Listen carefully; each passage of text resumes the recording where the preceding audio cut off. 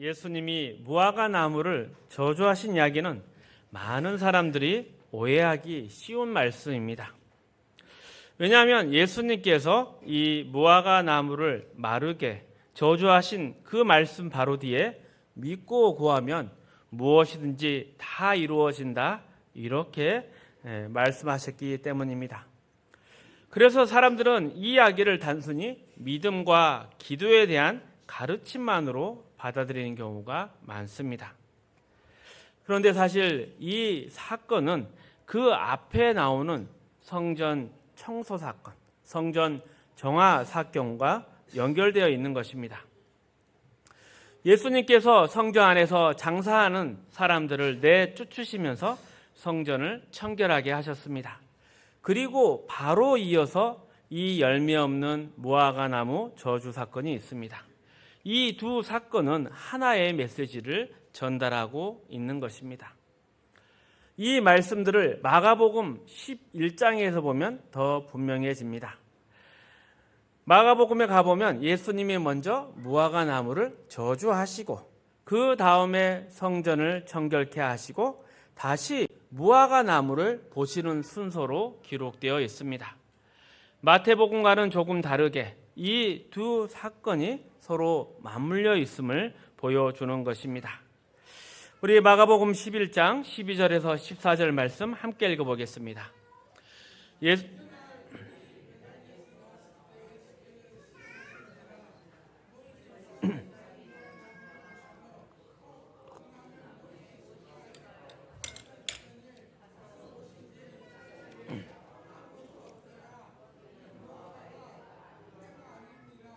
예수께서 나무에게 말씀하여 이르시되 이제부터 영원토록 사람이 내게서 열매를 따먹지 못하리라 하시니 제자들이 이를 듣더라. 그리고 이 말씀 뒤에 성전 청소 또 청결 사건이 나오고 다시 20절이 이어집니다. 계속해서 20절 25절 읽습니다. 그들이 아침에 지나갈 때 무화과 나무가 뿌리째 마른 것을 보고 베드로가 생각이 나서 여짜오되 라삐어 보소서 저주하신 무화과 나무가 말랐나이다. 예수께서 그들에게 대답하여 이르시되 하나님을 믿으라. 내가 진실로 너희에게 이르노니 누구든지 이 산더러 들리어 바다에 던져지라 하며 그 말하는 것이 이루어질 줄 믿고 마음에 의심하지 아니하면 그대로 되리라. 그러므로 내가 너희에게 말하노니 무엇이든지 기도하고 구하는 것은 받은 줄로 믿으라. 그래야면 너희에게 그대로 되리라. 서서 기도할 때 아무에게나 혐의가 있거든 용서하라. 그리하여야 하늘에 계신 너희 아버지께서도 너희 허물을 사하여 주시리라 하리라. 그러니까 마가복음과 마태복음은 이 무화과 나무 저주 사건을 서로 다르게 배치하고 있습니다. 마태복음에서는 예루살렘을 입성하시고 그 후에 성전 청결 사건이 있고 그 다음 무화과 나무 저주 사건, 이렇게 순서가 이렇게 되어 있습니다. 반면에 마가복음에서 보면 무화과 나무를 저주하신 사건, 그 사이에 성전 청결 사건이 있습니다. 이렇게 대비되는 구성은 두 사건이 내용상 같은 메시지를 담고 있다는 것을 부각시키기 위한 것입니다. 즉 마가복음은 무화과 나무와 또 성전, 이 모든 것을 같은 시선에서 보고 있었던 예수님의 의도를 드러내고 있는 것입니다. 자, 그렇다면 무화과 나무 저주 사건과 성전 청결 사건은 어떤 점에서 일맥상통할까요? 구약 성경을 보면 무화과 나무와 포도나무는 자주 이스라엘 백성을 상징합니다. 잎은 무성한데 열매가 없는 무화과 나무, 겉으로 보기에 제사가 드려지고 또 신앙이 좋아 보이는 이스라엘의 모습이지만 실제로 그 안에 다가가서 보면 믿음의 열매가 없는, 그저 종교적인 행태를 반복하고 있던 이스라엘의 상태를 보여주는 사건이라 하겠습니다. 예수님이 성전을 청결케 하신 사건을 보면 단순히 나쁜 상인들을 몰아내신 게 아니었습니다. 물건을 사고 파는 자 모두를 다 쫓아내셨죠. 그러니 성전 안에서의 상거래 자체를 멈추게 하셨습니다. 그리고 이것은 단순한 그런 장사판을 정리한 것이 아니라 이 성전에서 이루어지고 있던 제사 제도 자체를 멈추겠다는 그런 의미를 가지고 있습니다. 그래서 요한복음에서도 예수님께서 이 성전을 헐라 내가 3일 만에 다시 세우리라 이렇게 말씀하신 것도 구약에서 하나님께서 이스라엘에게 주셨던 성전, 제사, 율법 같은 것이 결국은 예수 그리스도를 보여주기 위한 하나의 그림자, 모형이었다는 것을 뜻하고 있는 것입니다. 즉 하나님은 이스라엘 백성을 예수님께로 인도하시기 위해서 성전과 제사, 율법을 허락하신 것이었습니다. 그런데 문제는 이스라엘 백성들이 그 상징, 그 형식만을 붙잡고 그것이 정작 드러내야 할 실체이신 메시아 예수 그리스도를 거부했습니다. 분명히 예수님은 이 이스라엘 앞에서 내가 구약 제도, 그 구약의 율법과 제사제도의 진짜 주인공이 바로 예수이며 나를 통해서 이제 구원이 이루어진다 이렇게 선포하고 또 이제 구약의 모든 제사와 율법은 그 역할을 다 했다 이제 사라져야 한다 이러한 선포를 하셨는데 이스라엘은 이것을 받아들이지 않았습니다. 이런 의미에서 무화과 나무가 저주를 받은 것입니다. 우리가 함께 읽었던 마가복음에 가보면 예수님이 시장하셔서 무화과 나무에 다가가셨지만 열매를 찾지를 못하셨습니다. 그리고 그 밑에 설명이 있습니다. 아직 무화과 철이 아닙니다. 보통 무화과는 이 중동의 날씨를 보면 6월쯤 맺게 되는데 이때는 4월, 약 6월절 근처가 되는 시기입니다. 그러니 이 무화과 나무에 열매가 없는 건 당연하다는 것이죠. 그런데 예수님께서는 열매가 없다고 해서 그 무화과 나무를 저주하시고 마르게 하십니다. 이것은 단순히 예수님이 배고프셔서 화를 내신 게 아닙니다. 이스라엘의 영적인 상태를 상징적으로 보여주신 사건입니다.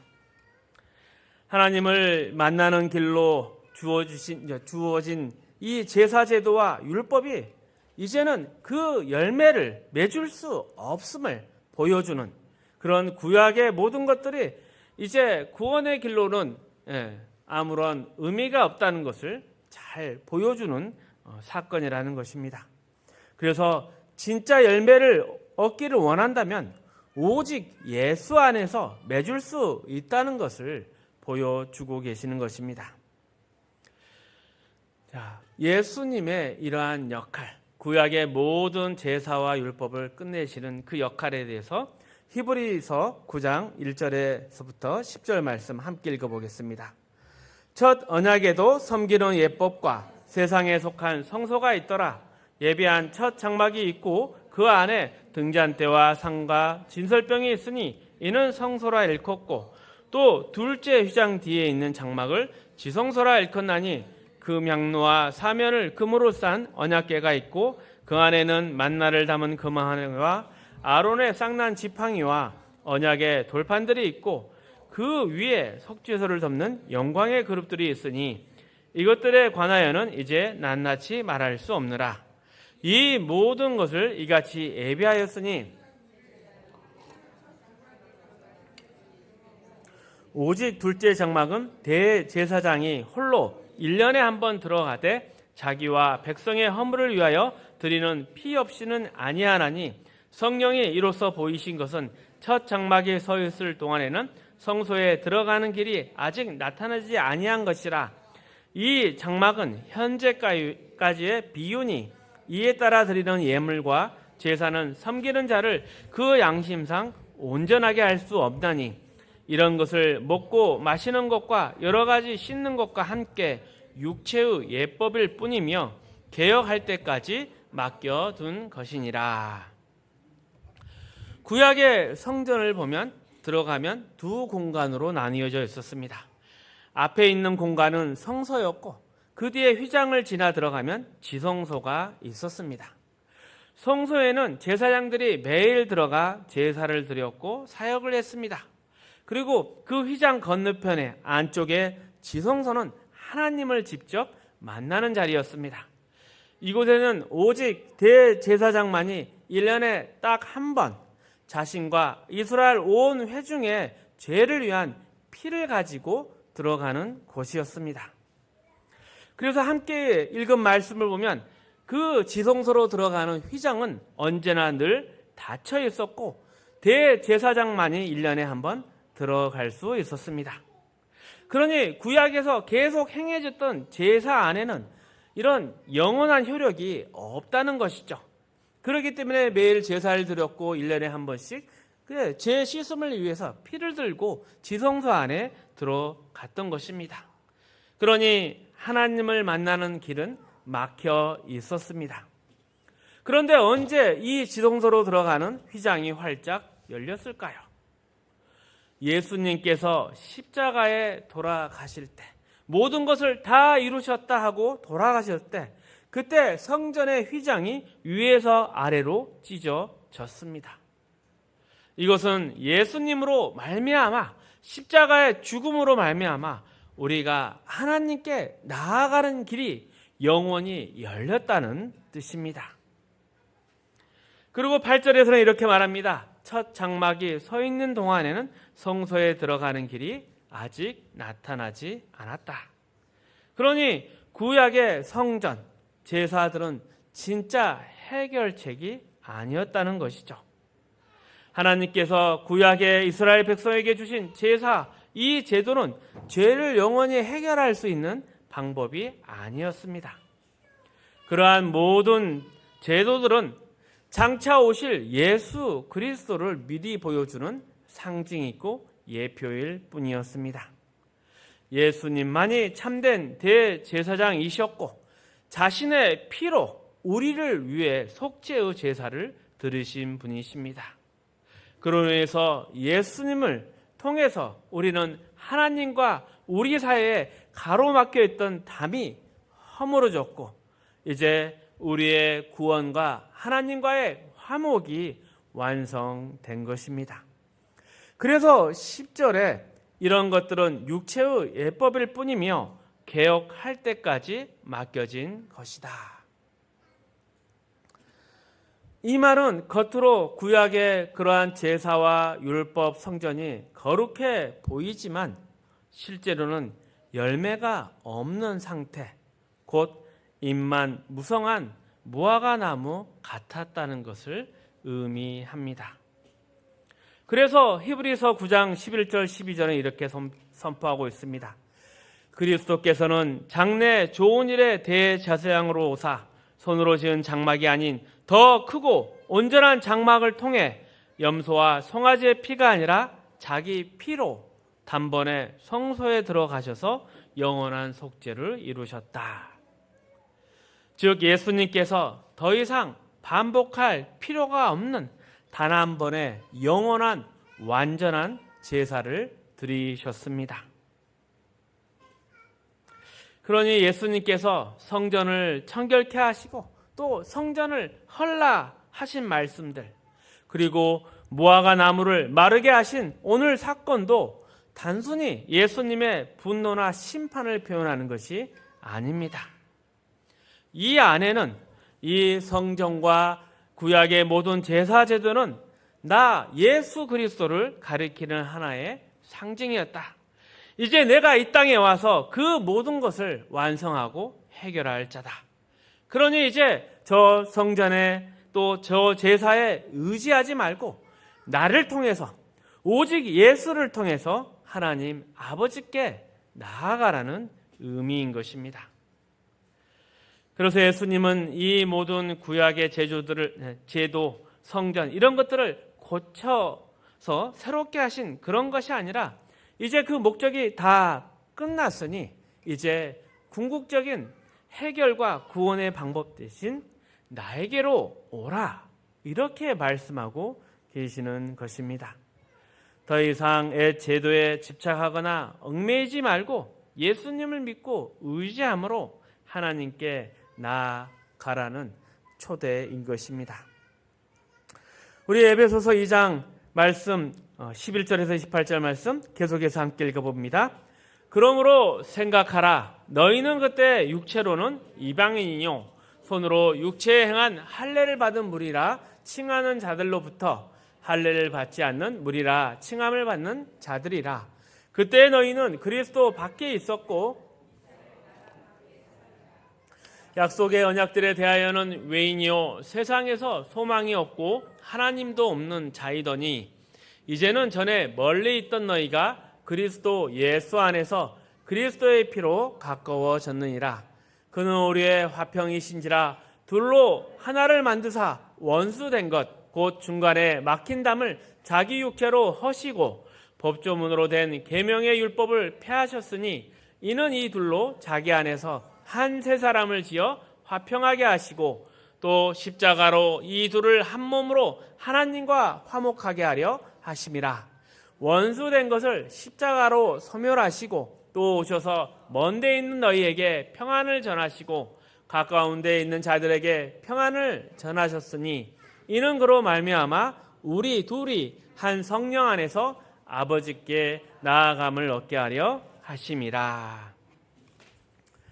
사도 바울이 에베소 교인들에게 편지를 보내면서 너희가 이방인이었지만 이제 예수 그리스도로 인해 구원을 어떻게 받게 되었는지 설명을 하고 있는 내용입니다. 그 핵심은 이렇습니다. 이스라엘은 구약 시대에 분명히 하나님께 특권을 받은 민족이었습니다. 하나님의 선택을 받아 율법을 받고 하나님을 섬기는 제사 제도도 가지고 있었습니다. 그래서 구약의 당시에는 이스라엘이 하나님의 선민이었고 그 외의 모든 민족은 이방인이었습니다. 하지만 예수님이 오신 이후에는 상황이 달라졌습니다. 예수님은 이스라엘이 구원에 더 가깝거나 무엇인가 한 걸음 앞서 있다, 이것을 확인해 주러 오신 것이 아니라 이스라엘인이든 이방인이든 차별 없이 오직 예수 그리스도를 통해서만 구원이 가능하시다는 것을 보여주고 계신 것입니다. 즉 이스라엘조차도 율법이나 제사로는 구원받을 수 없고 예수 그리스도가 필요했다는 것이죠. 그리고 우리도 역시 예수 그리스도만으로 충분하다는 것입니다. 그래서 바울은 이렇게 말합니다. 너희가 하나님 나라에 가려면 먼저 이스라엘 민족처럼 되어야 하는 것이 아니다. 우리에게는 율법도 성전도 제사도 없지만 이제 예수 그리스도만 믿으면 곧장 하나님 앞에 나아갈 수 있게 되었다. 이스라엘도 우리와 같은 방법으로 예수로 말미암아 구원을 받아야 할 것이다. 그렇다면 구약의 율법과 제사 제도는 왜 있었나? 그것은 구원을 위한 방법이 아니라 앞으로 오실 메시아, 곧 하나님께서 우리를 위해 준비하신 어린 양 예수님을 미리 보여주는 상징, 즉 예표였다는 것입니다. 자, 이렇게 구약의 제사제도, 성전, 그리고 예수님의 역할에 대해서 우리가 왜 잘 알아야 할까요? 왜 오늘날 우리에게 이 말씀이 중요할까요? 이스라엘 백성들은 제사제도나 율법이 하나님이 주신 하나의 상징, 예표임에도 불구하고 그것이 신앙의 전부라고 착각을 했습니다. 그래서 근사한 성전을 짓고 정해진 규칙대로 제사를 드리고 율법을 지키면 나는 이제 신앙의 책임을 다했다, 이렇게 생각을 했던 것이죠. 그런데 예레미야 7장을 보면 하나님께서 예레미야 선지자를 통해 그들을 꾸짖습니다. 이것이 여호와의 전이라, 여호와의 전이라, 여호와의 전이라. 아무리 너희가 외쳐도 정작 너희는 하나님의 의를 행하지 않고 하나님의 뜻대로 살지 않다면 이 성전이라는 것은 아무 쓸모가 없다. 너희는 성전을 도적의 소굴로 만들었다. 이 책망의 말씀은 겉으로는 제사를 드리고 성전을 세우고 거기에 봉사했지만 그 마음은, 그 내면은 하나님을 향해 있지 않았다는 것입니다. 그리고 이것은 결국 성전, 제사, 구약의 모든 것이 사람을 변화시키지 못했다는 것을 보여주고 있습니다. 그런데도 이스라엘은 여전히 우리는 이걸 하고 있으니까, 우리는 성전에서 제사를 드리고 율법을 지키고 있으니까 우리는 하나님의 선민이다, 괜찮다, 이렇게 신앙의 핵심을 놓치고 그 형식을 가지고 교만에 또 자랑을 다하고 있었습니다. 오늘날도 마찬가지지 않습니까? 현대 성도들도 가장 큰 문제 중에 하나는 분명히 신앙적인 활동이 있고 또 열심도 있습니다. 그렇지만 이러한 신앙의 활동과 열심만으로 자기가 신앙생활 잘하고 있다고 착각을 하고 있습니다. 예배드리고 봉사하고 헌금하고 전도하고 이런 일들 물론 교회에서 필요합니다. 그리고 교회가 당연히 해야 합니다.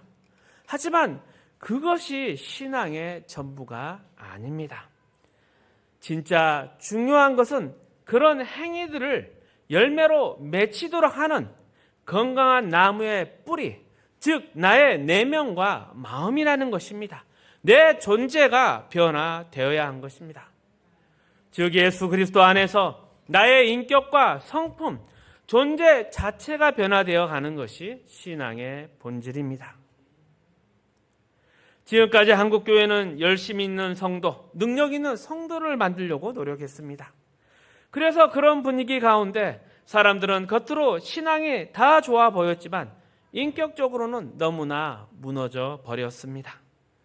예수 믿는다고 하지만 막상 만나고 싶지 않은 사람, 그 내면을 드러내고 싶지 않는 사람, 상식도 없고 교양도 없고 자기 멋대로 하면서 믿음이라는 이름으로 포장해 버리는 사람, 그런 사람 얼마나 많습니까? 예배드리고 기도드리고 헌금 많이 하고 봉사도 열심히 하는데 사람 됨됨이가 없습니다.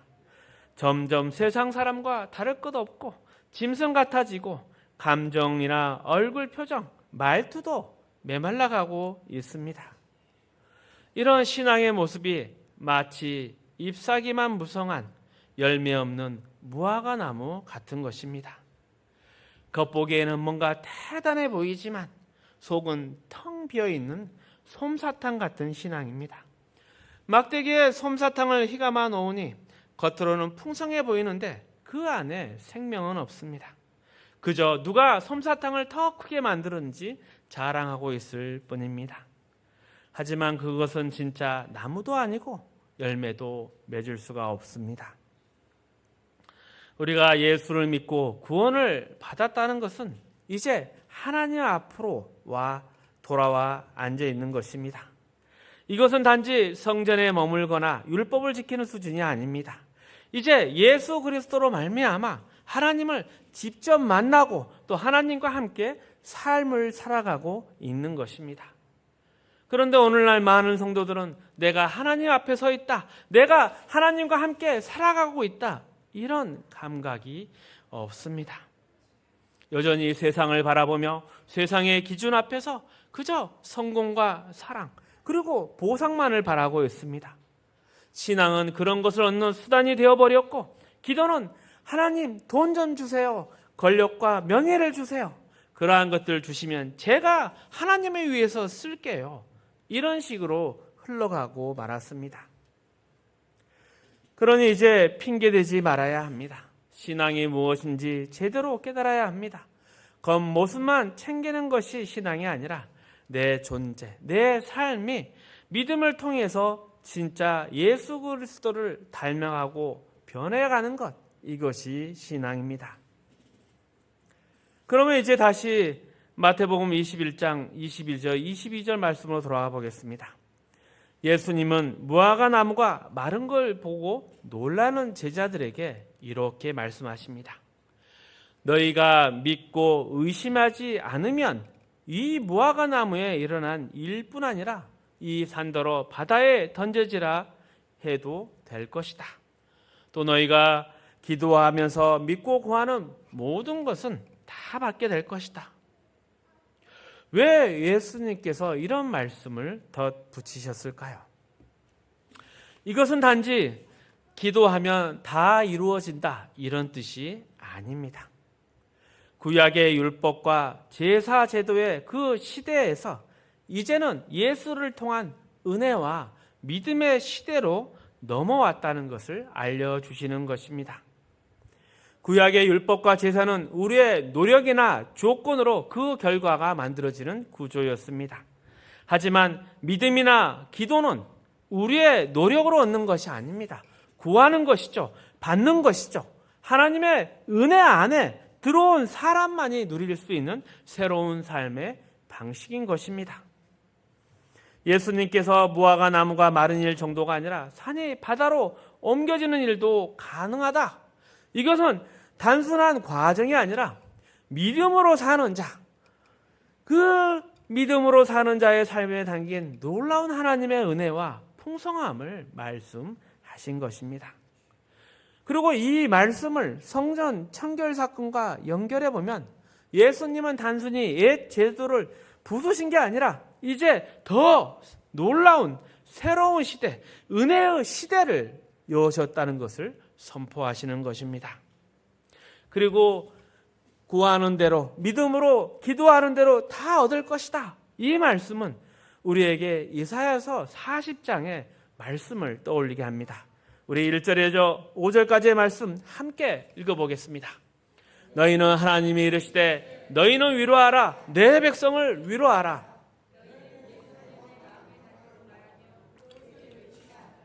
그 노역의 때가 끝났고 그 죄악이 사함을 받았느니라. 그의 모든 죄로 말미암아 여호와의 손에서 벌을 배나 받았느니라 할지니라 하시니라. 외치는 자의 소리여 이르되 너희는 광야에서 여호와의 길을 예비하라. 사막에서 우리 하나님의 대로를 평탄하게 하라. 골짜기마다 도두어지며 산마다 언덕마다 낮아지며 고르지 아니한 곳이 평탄하게 되어 험한 곳이 평지가 될 것이요 여호와의 영광이 나타나고 모든 육체가 그것을 함께 보리라. 이는 여호와의 입이 말씀하셨느니라. 이 이사야서 40장의 말씀은 바벨론 포로로 잡혀간 이스라엘 백성들이 다시 고향 땅으로 돌아올 것을 약속하신 예언의 말씀입니다. 하나님께서 직접 이 일을 이루시겠다고 선포하셨습니다. 그리고 그 일을 행함에 있어서 아무것도 또 아무도 그 일을 방해할 수 없다. 이것을 강하게 선포하고 있습니다. 중동 지방에 가보시면 팔레스타인 땅은 원래 지형이 험하고 황무지가 많습니다. 불도 없고 물도 없어서 황무지가 아니라 길도 없고 사람이 걷기도 힘든 그러한 어렵고 험한 곳이 많기 때문에 황무지라 부릅니다. 그래서 길을 만들기 위해서는 그냥 있는 도로를 다시 닦는 것이 아니라 골짜기를 메워야 하고 산을 깎아야 하고 고르지 않는 땅을 평탄하게 해는 큰 수고가 들어가는 땅입니다. 그런데 하나님이 이렇게 말씀하시죠. 내가 하는 일은 순조롭고 형통할 것이다. 어느 정도인가? 골짜기가 도두어지고 산은 낮아질 것이다. 이것은 단순히 시적인 표현이 아니라 이스라엘이 돌아오는 길을 하나님이 직접 강력한 역사하심으로 열어주겠다는 약속입니다. 어떠한 장애물도 그 앞길을 막을 수 없다는 뜻입니다. 이 말씀이 이사야서에서는 포로된 이스라엘의 귀환을 말하지만 이것을 더 멀리 보면 예수 그리스도 메시아의 오심과 그 사역을 예언하는 말씀이기도 합니다. 그리고 이것이 세례 요한을 통해서 성취가 되죠. 세례 요한은 주의 길을 예비하라 하고 외치며 예수님의 앞길을 준비한 자였습니다. 그리고 이 말씀의 가장 중요한 성취는 예수님께서 죄와 사망에 갇힌 우리를 하나님 나라로 인도하시기 위해서 그 모든 장애물을 제거하러 오셨다는 사실입니다. 예수 그리스도가 바로 메시아입니다. 그 메시아께서 믿음으로 이 산더러 바다에 던져지라 해도 될 것이다 라고 선포하고 계십니다. 이것은 단지 기도하면 다 이루어진다 이러한 의미만을 가지고 있는 것이 아닙니다. 하나님 앞에 우리가 나아가는 길, 그리고 그 모든 장애물, 그것을 막는 장애물, 그게 산이든 바다든 그 모든 것을 예수 그리스도가 무너뜨리고 평탄케 하실 것이다. 그것이 이제 우리에게 이루어졌다는 뜻입니다. 이제 우리는 구약의 율법이나 제사가 아닌 예수 그리스도를 믿음으로 하나님 앞에 나아올 수 있게 되었습니다. 그리고 그 하나님 앞에서 우리는 예수를 통해 하나님께 담대히 구하고 그것을 받아서 누릴 수 있는 자들이 된 것입니다. 하나님의 자녀가 된 것입니다. 그래서 예수님께서 무화과 나무를 저주하신 사건 뒤에 제자들에게 하신 이 말씀을 통해서 예수님이 신앙이라는 것은 이제 하나님과의 관계이다. 하나님과의 믿음의 관계이다. 그리고 이것은 이제 세상의 원인과 결과 이런 문제가 아니라는 것을 다시금 알려주시는 것입니다. 그런데 우리는 이렇게 자주 기도합니다. 너무나 깜깜합니다. 이 앞에 산을 치워주십시오. 앞길이 너무 막막합니다. 이 바다를 메워주십시오. 그런데 그 기도하는 속내를 보면 어떻습니까? 그 산과 바다를 치우고 메우는 이유는 하나님께 더 가까이 가기 위한 것이 아니라 세상에서 더 잘 살기 위한 경우가 많지 않습니까? 그러니 하나님께서 이런 기도를 응답하실 수 있겠습니까? 그 기도에 응답을 하면 우리는 하나님을 떠나 더 세상으로 나아가고 있지 않았을까요? 예수를 믿고 나면 오히려 삶이 더 힘들어질 수 있습니다. 그 이유는 간단합니다. 이제 우리는 세상으로 돌아갈 수 없는 존재가 되었습니다. 하지만 우리가 여전히 세상의 성공을 보고 세상의 욕심을 쫓고 세상의 길을 걷고 싶어 합니다. 그러니 하나님이 그 길을 막으십니다. 하나님 앞으로 오라고 우리를 자꾸 부르시고 땡기고 계십니다. 하나님을 만나고 하나님과 함께 살아가고 하나님의 자녀로 자라서 또 예수 그리스도를 통해 받는 이 은혜와 소망, 이 모든 것을 주기를 원하는 그러한 삶이 하나님이 우리에게 주고자 하는 진짜 신앙의 삶입니다. 그래서 우리가 지금 확인해야 할 것은 나는 지금 정말 하나님 앞에 서 있나? 하나님과 함께 살고 있나? 하나님과 믿음을 나누고 관계를 맺고 있나? 우리의 마음을 청결히 해야 합니다. 아닙니다. 무너뜨려야 합니다. 그리고 그 자리에 예수 그리스도를 모셔야 합니다. 그리고 하나님 앞에 늘 날마다 살아가는 신앙의 삶을 살아야 합니다. 우리가 이렇게 살아갈 때 우리의 앞길을 막을 수 있는 자 없고 우리의 삶에는 늘 하나님의 기적이 끊이지 않을 것입니다. 말씀을 정리하겠습니다. 예수님은 무화과 나무를 저주하셨습니다. 단순히 배고픔이나 기도의 능력을 말하기 위한 사건이 아니었습니다. 마가복음을 보면 이 사건은 성전 청결과 연결되어 있습니다. 잎만 무성한 무화과 나무, 겉으로 신앙이 있어 보이지만 열매 없는 이스라엘에 대한 신앙을 새롭게 하시기 위해서 그 모든 것을 무너뜨린 사건입니다. 구약의 성경과 제사는 또 율법은 모두 예수 그리스도를 예표하는 그림자였고 예수님은 십자가로 그 모든 것을 완성하신 참된 대제사장이십니다. 이제 하나님께 나아가는 길은 구약의 제도나 율법, 제사 이런 것이 아니라 오직 예수님을 믿는 믿음입니다. 오늘날 우리도 예배, 봉사, 헌금 같은 신앙활동이 전부가 아닙니다. 진짜 신앙은 하나님 앞에 서서 예수님과 동행하며 내 인격과 삶이 변화되어 맺는 아름다운 열매라 하겠습니다. 예수님은 지금도 우리의 마음의 성전 가운데 거하기를 원하십니다. 우리의 마음의 성전을 깨끗하게 하고 그 중심에 내 자신을 두는 게 아니라 예수를 모셔야 합니다. 이것이 참된 믿음이고 하나님 기뻐하시는 신앙의 길입니다. 승리하시기를 축복합니다.